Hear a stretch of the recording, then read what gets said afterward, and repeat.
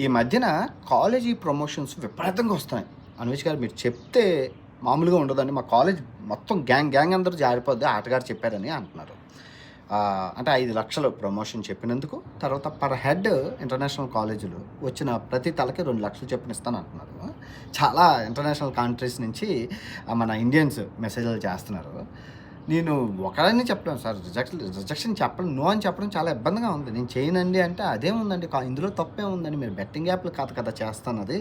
మీరు చేస్తుంది కాలేజీ ప్రమోషన్‌లని. ఇది కూడా తప్పే అండి నా దృష్టిలో. ఎందుకంటున్నానంటే, నువ్వు చదువుకోని ప్రోత్సహించడం వేరు. అరె చదువుకోవాలి అని చెప్పి చెప్పడం వేరు. అంతేగాని నువ్వు అక్కడే చదువుకోవాలి అని చెప్పడం తప్పు.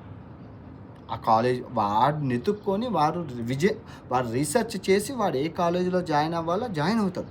అంతేగాని నువ్వు ఈ కాలేజీలోనే చెయ్యి, నీ భవిష్యత్తు బాగుంటుందని చదువుతో వ్యాపారం చేయకూడదు. అది చాలా తప్పు. అందులోని ఇన్‌ఫ్లుయెన్స్ చేయకూడదు. ఆడు వృద్ధిలోకి వస్తే ఓకే. కానీ ఆడికి ఏదైనా అయ్యి ఆడు నాశనం అయిపోతే జీవితాంతం ఆ పాపం నాకు తగులుతది. అందుకే నేను నిర్మోహమాటంగా అందరికీ ఏమండి నేను చెయ్యనండి. అసలు ఇటువంటి ప్రమోషన్‌లు చేయనండి. నన్ను వదిలేయండి అంటే అయింది. కాలేజీ ప్రమోషన్స్ అండి, మంచివండి, రూపాయి డబ్బులొస్తాయండి అని పిచ్చెక్కించేస్తున్నారు. College promotions.